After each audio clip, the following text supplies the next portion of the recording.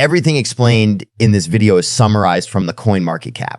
And also, please don't forget to like and subscribe to my channel for future XRP news and some other cryptocurrency news in general. Now take a look at this. Ripple cross appeal may be delayed as SEC fails to file Form C. Before we move further, there is a new crypto airdrop now taking place on Telegram, which is about to launch anytime soon.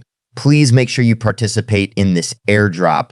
The link is in the description of the video. Don't miss out on this. Now let's continue with our video. The SEC has yet to file Form C with the Second Circuit Court of Appeals. Form C is crucial for Ripple to file its cross appeal and the other proceedings. Bill Morgan believes that Ripple will go ahead and file its cross appeal. The CSC has failed to file a crucial form required for its appeal in the Ripple lawsuit, sparking confusion and criticism. Fox Business journalist Eleanor Terrett reported that Form C, which details the specifics of the SEC's appeal, is missing from the Second Circuit Court of Appeals. This omission is causing delays and raising questions about the SEC's strategy in the ongoing legal battle. After the Securities and Exchange Commission decided to appeal Judge Annalisa Torres, finding in its long-standing action against Ripple, the issue has taken yet another turn. The CSC filed a notice of appeal with the Second Circuit Court. This occurs 2 months after the judge's final verdict, which keeps the dispute that has been going on for 4 years alive. The Securities and Exchange Commission, SEC, on the other hand, has not yet submitted its Form C, which details the particulars of their appeal in the Ripple versus SEC case. According to Eleanor Terrett, Ripple is currently waiting for this filing to decide how to proceed, and they have 14 days to submit a cross appeal if they so want. The delay in submitting has resulted in some confusion. Nonetheless, the community surrounding XRP is keeping a careful eye on developments from this point forward. When October began, XRP experienced a range of prices from highs to lows. A bullish development for the cryptocurrency was, on the one hand, Bitwise's submission of an S1 filing to the SEC to form an exchange-traded fund ETF for XRP. The Securities and Exchange Commission's SEC appeal of Judge Annalisa Torres' 2023 verdict in the Ripple VRS. SEC case has, however, placed a cloud over the optimism. As a result of the appeal, the value of XRP dropped by more than 20%, and it is currently trading at $52, which is much lower than its weekly high. Although this is the case, XRP is currently probing critical levels to build a local bottom. There is a possibility that additional price volatility is still on the horizon, according to the expert. In the appeal of the SEC, what is at stake?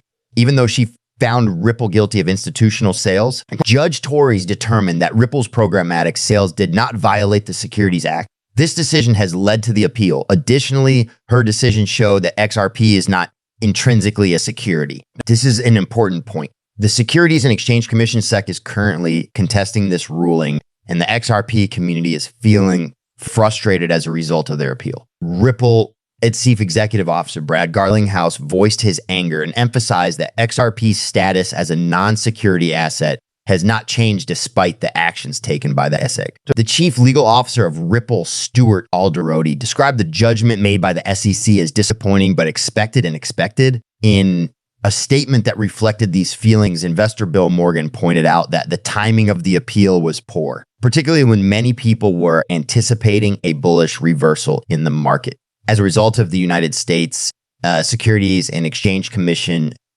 filing a notice of disputing the verdict in its recently finished legal battle with Ripple, the cryptocurrency industry has been rattled by a new significant development. The proceedings of this lawsuit, which started in December 2020, are expected to continue for a longer period, and crypto attorney Fred Rispoli has provided a possible time frame for the appeal hearings. As of the 2nd of December in 2024, the initial brief from the SEC is required.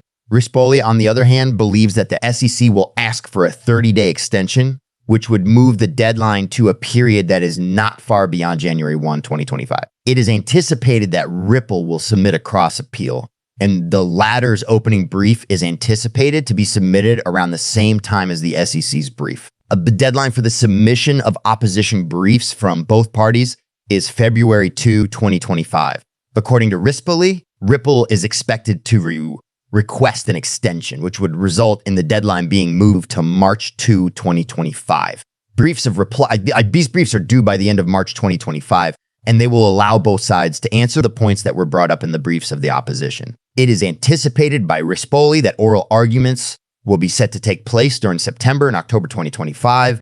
During these oral arguments, both parties will present their positions in front of a panel of judges. The ultimate decision is expected to be handed down by the Second Circuit Court in January 2026 at the earliest, but it is significantly more likely to be handed down in either March or April of that same year. When Judge Alyssa Torres handed down her original decision in July 2023, it was a mixed bag for both of the parties involved, even though the court decided that XRP does not constitute a security when it is traded on public exchanges. It also discovered that Ripple's practices of selling XRP to institutional investors violated securities regulations, which resulted in a punishment of $125 million. Some former SEC lawyers predict that the SEC will oppose this verdict, even though the SEC has not disclosed the specific aspects of the litigation that it is appealing, has submitted an appeal against a verdict that claims XRP is not considered a security. The Securities and Exchange Commission commenced Gerbier S. Gruwal's resignation the moment the appeal was filed. As a result of this news, questions have arisen over the potential outcomes of the SEC versus Ripple lawsuit. Involvement of Gruwal in the litigation between the SEC and Ripple beginning in 2021, Gruwal was the enforcement director of the Securities and Exchange Commission. He will officially quit the government on October 11th. During his tenure at the Securities and Exchange Commission seat, Gruwal was frequently described to as an anti-crypto director due to the regulation by enforcement method he implemented. His top responsibilities were to punish those who broke the SEC standards, to alter the fines that were imposed, and to make sure that no one got away with breaking the rules. The Securities and Exchange Commission took investigate over 2,400 enforcement proceedings when Gruwal was in charge, which resulted in over $20 billion in disgorgements and fines for cryptocurrency companies. Gruwal presided over more over 100 enforcement actions committed against cryptocurrency companies in just 3 years. One of the issues that has received the most attention ever since Gerbier Gruwal took office is the continuing legal struggle between Ripple and the SEC. Ripple was targeted by the Securities and Exchange Commission in the year 2020 for selling unregistered XRP securities. In the case, Ripple and the SEC were able to achieve a partial success many years later. After the court decided that Ripple was responsible for selling XRP to institutional investors, the Securities and Exchange Commission, SHIU, wanted a penalty of $2 billion. On the other hand, the blockchain corporation responded to the proposition by offering $10 million. Rather than that, the court decided that Ripple should be required to pay a penalty of $125. As the CNF mentioned earlier, Gruwal, on the other hand, filed an appeal arguing that the conclusion that the district court made regarding Ripple was in direct opposition to decades of precedent. Prior to joining the Securities and Exchange Commission,